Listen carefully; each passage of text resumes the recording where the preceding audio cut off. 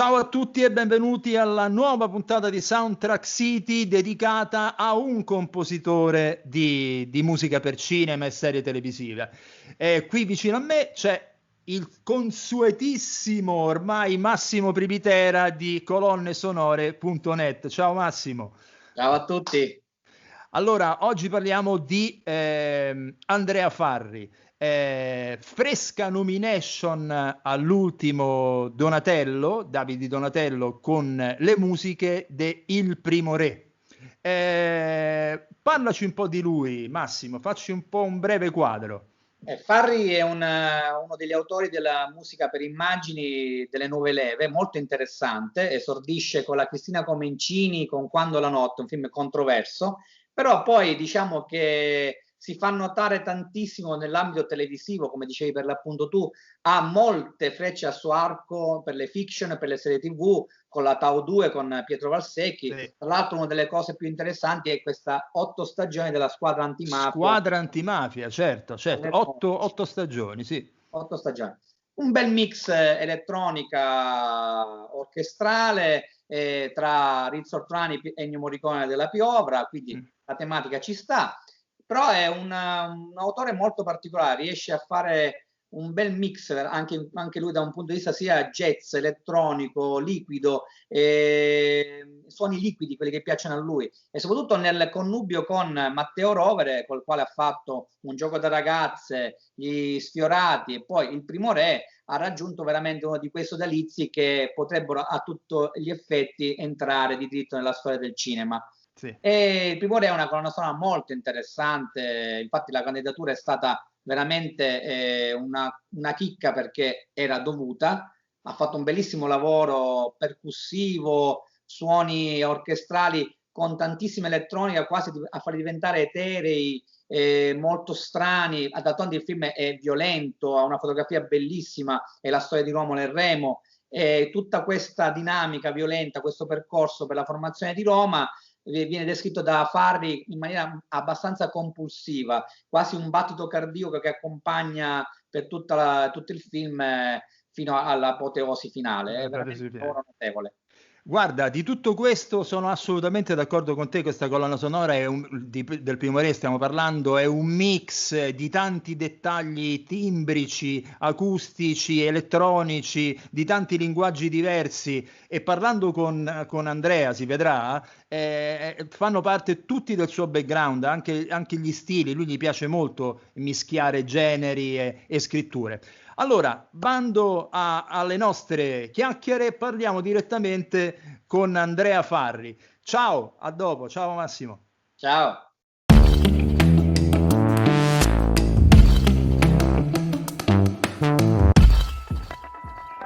Ciao a tutti, ecco qui l'ennesima puntata di Soundtrack City e come abbiamo già detto nella nostra introduzione, chi abbiamo qui?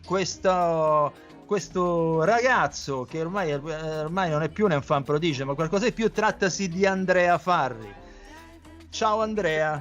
Ciao e ti ringrazio per il ragazzo perché... ma tu lo sarai a vita, immagini. 4 che inventa in soffitto. Ok. Allora, senti, dunque noi andiamo in registrata. Tu hai ottenuto una nomination al prossimo Donatello dell'8 maggio con Il Primo Re, e siccome questo è un dato certo, allora non sappiamo com'è andata, ma di sicuro ne parleremo alla fine di questa trasmissione in maniera assai esaustiva. Allora, mi spieghi una cosa, bruciapelo, sei figlio di famiglia di artisti, gli altri compositori che ho intervistato molto spesso c'erano artisti nella famiglia, ma tu diciamo che ce l'hai avuta in maniera quasi esagerata da questo punto di vista. Ecco, allora vi faccio una domanda che può non c'entrare niente. Tu che musica ascoltavi da ragazzo? E quando dico da ragazzo intendo dire da ragazzo, vero? Non adesso. Ma sai, in realtà ho sempre ascoltato un po' tutti i generi musicali possibili, perché io sono cresciuto, appunto, citavi mia madre e mio zio, immagino, attori di teatro. Sì. E io sono cresciuto con loro in tournée. Io da piccolo non andavo a scuola, andavo, che per me era ovviamente il massimo della vita, insomma. Ho vissuto fino a 8-9 anni andando in tournée. Le tournée teatrali, parliamo degli anni 80, erano lunghissime. C'erano tournée che duravano 9 mesi, si stava 2 mesi con lo spettacolo a Venezia, 2 mesi a Firenze. E io andavo all'asilo un po' nelle varie città, insomma, e quindi ascoltavo un po' la musica degli spettacoli. Mio zio è stato un interprete delle canzoni degli anni 20, delle canzoni degli anni del dopoguerra, del varietà, e quindi sicuramente quell'influenza ce l'ho avuta. Ho avuto l'influenza ovviamente della musica classica. Mi ricordo che mi portarono alla Fenice a 4 anni a vedere un Andrea Chenier, Una noia mortale, e poi eravamo in un palco, avevamo un amico tenore che ci aveva dato i biglietti e ci avevano messo in un palco vicino ai timpani, quindi sentivo solo le percussioni. Allora, io sono un percussionista, attento a come parli, però sì, e sentire Andrea Chenier davanti alle percussioni non deve essere il massimo. Questo mi ha segnato profondamente. Sì. E quindi poi ho iniziato a 11 anni, ho iniziato a studiare jazz. E durante la mia prima adolescenza la musica che cominciava a esserci, insomma, in tutti i locali c'era la musica elettronica, quindi questo mescolarsi di canzonette, musica classica, musica elettronica, jazz e tutto, penso sia anche un po' la chiave della mia musica, questo rimescolamento generale che ti dà anche la facilità, e poi lo vedremo più avanti, di cambiare timbro. Cioè, tu vedo che dalla tua carriera cambi, dalla tua filmografia, vai dal cinema brillante, dalla commedia al film drammatico, alle serie televisive. Forse questo tuo eclettismo ti ha aiutato in questo senso. Una curiosità: qual è il tuo strumento? Cioè il tuo strumento, il primo strumento, quello che suoni abitualmente? Il mio strumento è il pianoforte. È il pianoforte, è quello. Allora, la domanda che viene conseguenziale è questa. La musica per immagini è stata una scelta una volta che hai capito che volevi fare il musicista? È stata una scelta o un'occasione che ti è capitata? No, io fin da piccolo, fin da quando avevo 7 anni, ho sempre amato moltissimo il cinema e mi ricordo a 7 anni scoprì in un'estate in campagna John Ford, La carovana dei mormoni, film meraviglioso, dei western con dei cowboy, dei cavalli meravigliosi, dei cieli pazzeschi, e c'erano queste colonne sonore classiche, bellissime, con queste orchestre. E per un bambino non poteva esserci niente di più, insomma, da desiderare. Quindi io da lì io già suonavo da autodidatta e mi immaginavo, diciamo, fin da piccolo mi suonavo immaginandomi che tipo di film avrei potuto sonorizzare, che tipo di musica avrei potuto fare per un eventuale film. Io ho iniziato facendo musica prima per teatro, per danza, e poi solo a 25 anni ho fatto il primo film. Comunque musica applicata, ecco, quello che intendevo dire. Peraltro ho letto che tu, non so se prima di decidere questo tipo di carriera, che hai fatto anche l'assistenza alla regia con Benigni. A 20 anni, sì, per un paio d'anni ho fatto un po' per 2 o 3 anni, in realtà sì, ho fatto anche, già lavoravo come compositore, ma appunto più per il teatro. Siccome il cinema mi piaceva moltissimo, volevo vedere anche cosa c'era dietro il film finito, insomma, che ci arriva, no, a noi compositori. E quindi è stata un'esperienza pazzesca. Ho fatto 2 o 3 film in realtà. Ovviamente quello che l'esperienza più importante è stata il film di Benigni, anche perché in quel film lì ho conosciuto Tom Waits, ho conosciuto Nicola Piovani, insomma, musicisti con cui poi è nata anche un'amicizia successiva, insomma, e sono personalità talmente grandi, Benigni, Jean Reno, appunto, Vincenzo Cerami, talmente importanti che per un ragazzo molto giovane sono formativi. Anche sì, a me mi hanno dato anche un modo diverso di vedere il lavoro e la vita. Ma peraltro poi non tantissimi compositori o musicisti vanno poi nel set, no? Io non ho un set, ti dico la verità, mi è servito anche per quello, per capire che non si mangia malissimo, si sta ore e ore ad aspettare, mille problemi. Meglio stare a casa e ricevere il film finito, già montato. Bello, lì confezionato. No, io me lo ricordo, le poche volte che ci sono andato mi ricordo questi tempi morti che dopo un po' è veramente una noia mortale. Però invece comprendo che chi invece fa un altro tipo di lavoro c'è un altro tipo di visuale.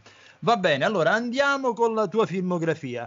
Ora, io vedevo su IMDb, non so quanto è attendibile, però probabilmente sì, e con te questo titolo c'ha un senso, c'ha vari sensi, che il primo film che hai fatto, almeno quello che vedo su IMDb, è del 2008 con Cosimo Messeri, ma soprattutto è il titolo che mi... Detesto l'elettronica, stop.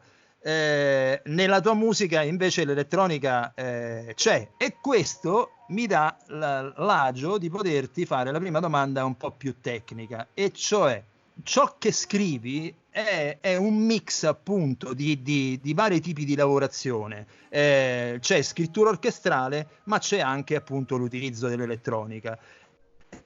Lo hai sempre avuto questo tipo di approccio o con il tempo ti è venuto? No,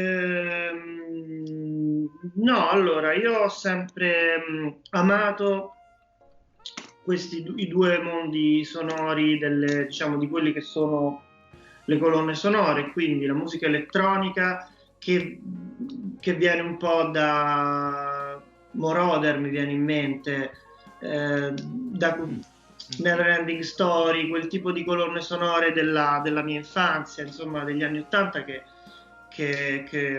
ho amato moltissimo, e l'orchestra che invece è, insomma, il mezzo, diciamo, per eccellenza, insomma, delle colonne sonore, da John Williams. In realtà io quando approccio un film non penso prima al discorso della strumentazione, io cerco di fare ogni film, di capire cosa serve al film, e quindi il mio primo approccio su tutti i film è più da musicologo che da compositore. Quindi appunto dipende, perché per esempio Un gioco da ragazze, che in realtà è il primo film che ho fatto con Matteo Rovere, per esempio, è stato scritto per quartetto d'archi, dei lavori un po' più classici, come per esempio certe serie televisive, invece pure come film come Il Primo Re, appunto, richiedono l'orchestra grande, completa. Dei film invece magari come appunto 10 giorni senza mamma, per esempio, l'abbiamo fatto tutto con l'ukulele. Quindi in buona sostanza non hai preconcetti di alcun tipo da questo punto di vista, se serve la scrittura orchestrale o da camera, se serve quella elettronica lo stesso. Senti, andando avanti con la tua filmografia, che ripeto è una cosa è veramente enorme, io vedo del blocco, diciamo, Rovere, ne parleremo tutto più avanti perché merita un approfondimento. L'altra linea che si vede preponderante della tua filmografia è il sodalizio professionale con Tau 2, Valsecchi e tutte le serie televisive. La scelta di Laura, Il clan dei camorristi, Il 13° apostolo, Romanzo siciliano, Liberi sognatori, Squadra antimafia, Rosi Abate, cioè ne hai fatte un po', ecco, diciamo. La prima domanda che ti faccio è un po' la tua musica è diventata una seconda pelle delle serie televisive di Tau 2. Questo rapporto come è nato? Come è nata questa collaborazione? Allora, è nata tutta nel 2018, quando avevo 25-26 anni. Mi sa nel 2008 forse, vuoi dire? Nel No, 2008, scusami, reduce da una mega vacanza in Portogallo in cui erano finiti i soldi, ero tornato a Roma e dicevo adesso deve succedere qualcosa perché se no andrò a suonare standard jazz nei nightclub. E mi ricordo che erano i primi di settembre, un giorno mi squilla il telefono, provvidenzialmente, e una voce burbera mi dice Farri? Dico sì, sono Pietro Valsecchi, ho sentito dire in giro che sei un genio, vieni subito nel mio ufficio, e mi attacca il telefono in faccia. Allora, mai cosa fu più. E allora sono corso subito da lui e abbiamo iniziato subito a fare Squadra Antimafia. È stato il primo lavoro, quindi devo tantissimo a Pietro perché insomma ha dato fiducia a un giovane senza tanta esperienza e devo dire le serie a me ho imparato veramente tanto facendo la serialità sul linguaggio, ho avuto modo di gestire un'orchestra per la prima volta. Ecco, adesso andando un po' più nel dettaglio, la differenza che c'è nell'approccio di lavorando in un film piuttosto che in una serie televisiva, qual è la principale differenza, se c'è? Queste sono domande da $1 milione, dipende perché ormai tra serie, televisione, su cose che si fanno per i telefonini, tutta questa differenza di linguaggio non c'è più. Non c'è neanche più tanto. C'è, diciamo, il linguaggio in realtà è più lo dà più appunto o una direzione produttiva o una direzione registica oppure un'esigenza di pubblico, perché ovviamente un linguaggio per un film destinato ai bambini come La Befana di Andy Notte è diverso ovviamente rispetto al linguaggio. Io proseguirei a questo punto con il cinema, perché ad esempio vedo un rapporto con la Cristina Comencini, cioè hai fatto quanti film ci dici qualche cosa di questi film con la Comencini? Beh, con Cristina io sono particolarmente affezionato, a parte Quando la notte, che è il primo film con cui abbiamo iniziato a collaborare, sono particolarmente legato a Latin Lover. Che ha vinto anche qualcosa, se non vado errato, con Latin Lover. Una sonora, sì, Globo d'Oro, no, ma al di là di quello che ovviamente fa sempre molto piacere. Però diciamo è un film a cui sono molto legato anche perché è un film molto brillante, un film, un grande omaggio al cinema, un film internazionale dove c'è tanta musica e dove anche la musica non si prende sempre sul serio. Quindi è un bel affresco anche dal punto di vista musicale, insomma, mi stai dicendo. Spero di sì. Beh, da quanto vedo sì, allora lui non lo ricordo io, con Latin Lover ha vinto il Globo d'Oro come miglior colonna sonora. Andiamo avanti. Allora qui ce n'è uno del 2014 che conosco bene, questo film, perché è un altro film dove ho avuto il piacere di lavorare con te, che è Smetto quando voglio, che anche questo è stato un caso, voglio dire. Tu hai lavorato sul primo della serie, se non vado errato. Cosa ne pensi di questa nuova onda, diciamo, della commedia italiana? Smetto quando voglio, forse è un tipico caso, no? In questo senso. Come ti trovi a lavorare anche con i nuovi registi? A parte Matteo, io ho iniziato a lavorare con i miei coetanei un po' più tardi, perché quando ho iniziato non c'erano tanti registi giovani, insomma. Per tanto tempo era difficile esordire sia come regista che come compositore. Anche come compositore noi parliamo soltanto ovviamente dei successi, delle cose concretizzate, ma ce ne sono state tante prima che arrivassi a 25 anni e facessi il primo film, tante cose che non sono andate, tante cose che comunque come esordiente non mi hanno voluto far fare, tanti film perché magari mi aveva chiamato il regista ma il produttore non voleva. Questo dobbiamo anche farlo presente perché magari sono tanti giovani che vogliono cominciare questo lavoro e ovviamente insomma è un lavoro fatto anche non solo di gioie ma anche di dolori. Di dolori. No, è molto bello che lo dici te, perché ripeto, adesso al di là di tutto, forse tu hai iniziato molto giovane appunto a fare questo lavoro, ma ce n'è tanti registi, sceneggiatori e altro che hanno dovuto faticare parecchio. E adesso andiamo sugli ultimi anni, diciamo dal 2016 in avanti. Allora, anche tu hai fatto una colonna sonora di Carlo Verdone. Lo dico sempre, anche tu, perché a differenza di altri registi che una volta trovato il musicista non lo mollano, Verdone invece è un po' un caso a parte. E tu hai fatto un film nel 2016, L'abbiamo fatta grossa. Ecco, lo dico anche a te. Tu sei di Roma, Andrea? Domanda, ecco, quindi da romano hai lavorato con Verdone. Allora, dimmi un attimo che cosa si prova. Da Monteverdino, siamo quasi vicini di casa. È stata un'esperienza ovviamente molto, molto importante. Carlo è un esperto di musica e questa cosa, quando i registi sono troppo esperti di musica, a volte è può essere un problema, sì. Però con me lui è stato invece molto carino e mi ha lasciato molto fare, e sia lui sia Aurelio e Luigi De Laurentiis sono stati molto carini. Colgo l'occasione perché poi tu giustamente citi i registi, però in realtà io ho avuto dei sodalizi anche con tanti montatori. Fondamentali montatori, no, io...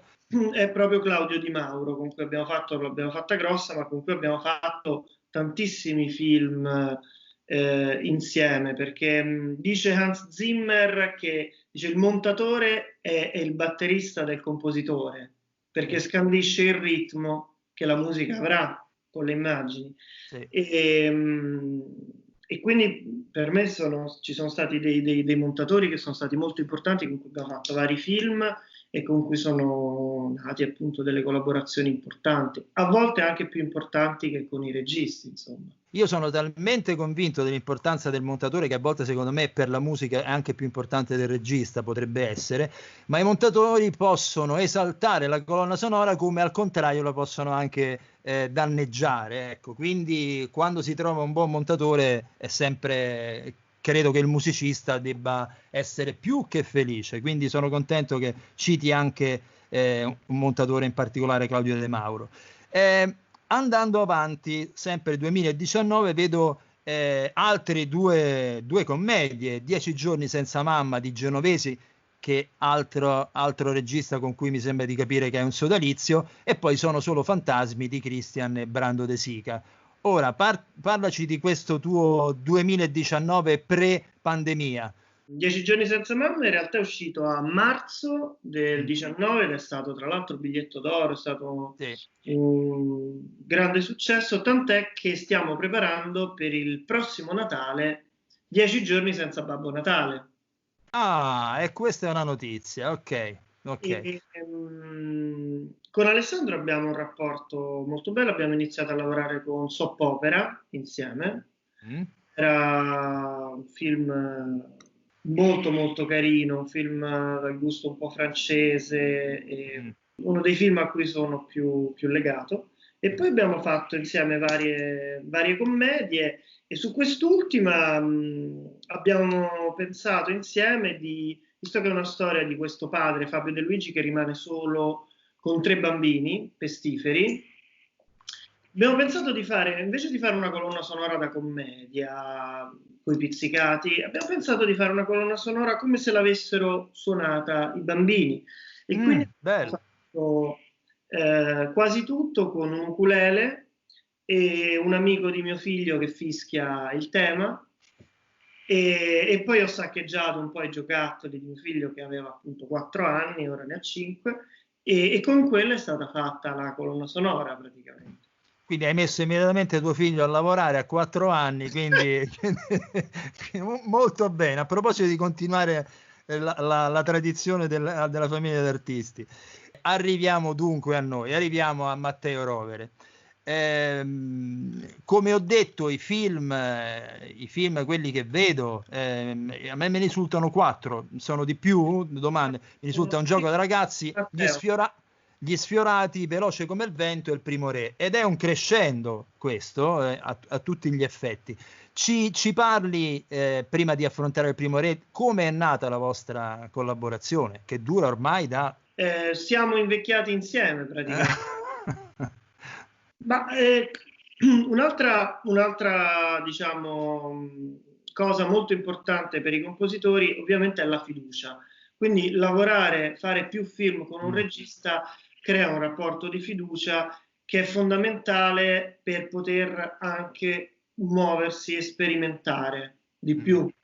Sì. Che magari uno ha un rapporto nuovo con un regista, non si azzarda più di tanto. E con Matteo, un po' perché siamo coetanei, un po' perché abbiamo fatto tutto questo percorso insieme, questa cosa è stata possibile e diciamo il suo culmine è stato con Il primo re. Allora, arriviamo a parlare del primo re. Allora, io credo che Il primo re sia una colonna sonora innanzitutto matura, con un lavoro dietro pazzesco dal punto di vista timbrico, con uno studio che si vede che ci hai messo del tempo, ci hai lavorato su tantissimo. Quindi io la reputo una colonna sonora veramente bella, innovativa, sperimentale, c'è un po' di tutto, però nello stesso tempo c'è anche, mi sembra di capire, una ricerca dietro, anche a partire dalle radici musicali. Tu mi hai detto che la studi quasi da musicologo, no? Le colonne sonore. Come sei arrivato a questo stile, a quel sound lì? Allora, come dicevi, ho lavorato alla colonna sonora del primo re per circa 14 mesi. È stato quindi un lavoro molto lungo, però ti dirò entusiasmante, perché ovviamente era la prima volta che mi commissionavano un film recitato in latino arcaico. Sì, non capita spesso. Non capita spesso, e tra l'altro anche con pochissimi dialoghi. Quindi sono più di 2 ore di musica in un film di 2 ore e 10 e per questo non potendo ripetere lo stesso timbro musicale per 2 ore, perché sarebbe risultato troppo faticoso all'orecchio, ho pensato di variare 3 universi sonori differenti e mescolandoli insieme. E questi 3 universi ovviamente sono l'orchestra sinfonica, con i tromboni, gli archi per i momenti più epici, la musica elettronica, che mi sembrava ovviamente una sfida da fare, insomma, inevitabile per me oggi, insomma, no, per chiunque forse, abbinare questi vecchi sintetizzatori analogici degli anni '80 con gli antichi romani, insomma, no? Il terzo mondo sonoro è stato quello delle percussioni. Abbiamo registrato 2 percussionisti, Percussion Voyager, in un grande auditorium e gli abbiamo fatto percuotere pelli, tamburi a cornici, e poi volevo il suono di metalli per echeggiare il suono delle spade, e allora abbiamo suonato degli oggetti di metallo, delle catene, abbiamo anche smontato una caldaia per cuoterla. Mi piaceva questo contrasto tra contemporaneo e tribale, per creare questa tensione emotiva che portasse lo spettatore in questa dimensione quasi astratta, insomma. No, e infatti la tua colonna sonora è animalesca, io direi, nel senso dell'energia che c'è dietro, non solo dovuta alle percussioni, peraltro che stiamo vedendo sotto il backstage della lavorazione del primo re, quindi possiamo vedere bene il lavoro che stanno facendo i percussionisti e non solo. Poi è stato anche interessante e molto bella la tua idea del coro dei bambini. Mi dici come è nata quell'idea lì? Quella in realtà è la prima cosa che ho scritto per il film, perché Matteo mi ha chiamato, mi ha fatto leggere la sceneggiatura e mi ha detto: guarda, c'è una scena in cui devo far cantare in playback subito in scena, insomma, degli attori. C'è questa litania, il canto, insomma, per la morte dei guerrieri, e quindi lì, insomma, panico generale, perché ovviamente tu devi come prima cosa, prima di aver pensato, lavorato, scritto, visto il film, devi già scrivere qualcosa che sai che andrà al cinema, molto probabilmente. E quindi lì anche ho fatto una ricerca, ho parlato con Francesco Marini, che mi ha raccontato in 2 parole il concetto culturale di crescita zero, che è un concetto di antropologia musicale molto interessante, e cioè, non essendoci stati dischi, radio, YouTube fino al primissimo Novecento, la crescita culturale della cultura musicale, quindi dei canti contadini, dei canti rurali tramandati di padre in figlio, potrebbe essere stata pari a zero. E quindi, ispirandomi un po' a questa cosa molto affascinante, ho scritto il canto dei bambini come se fosse un canto un po' della tradizione delle mondine, un canto che potrebbe essere un canto delle nostre radici. Non volevo fare il falso ellenico come i film americani, insomma, oppure mi affascinava molto questa caratteristica di eternità. Quindi in qualche modo ti sei rifatto alla tradizione, a quello che ci ha portato la tradizione orale fino a noi, quindi ai canti popolari.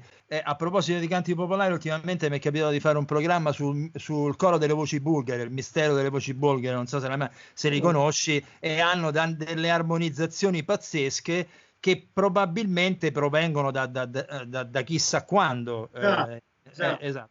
Una cosa volevo aggiungere. Dimmi. È anche il discorso produttivo della colonna sonora, nel senso che io penso che ormai il compositore è anche, al di là del discorso artistico, è anche importante che sia il produttore della colonna sonora e che possa decidere dove incanalare più budget, più spese. E l'altra cosa che ci tenevo a dire è che dietro alle colonne sonore, soprattutto a questo tipo di colonna sonora, più strutturata, più ricca, insomma, ci lavorano tante persone. Insieme a me sul Primo Re hanno lavorato tutti i miei collaboratori, penso Marco Marrone, Danilo Cherni, Maurizio Rizzuto, Matteo Scaioli, Simone Ciammarughi, Goffredo Ghibellini. Hai collaborato anche tu, voglio dire, alla colonna sonora, ma ci sono tante persone, programmatori, orchestratori, fonici, c'è la voce di Leonardo Marrone, del Bambino, bravissimo, quindi è importante che vengano valorizzate in Italia le colonne sonore anche a livello produttivo, perché ci sono tante figure che ci lavorano e se non ci sono i soldi, banalmente non si possono fare.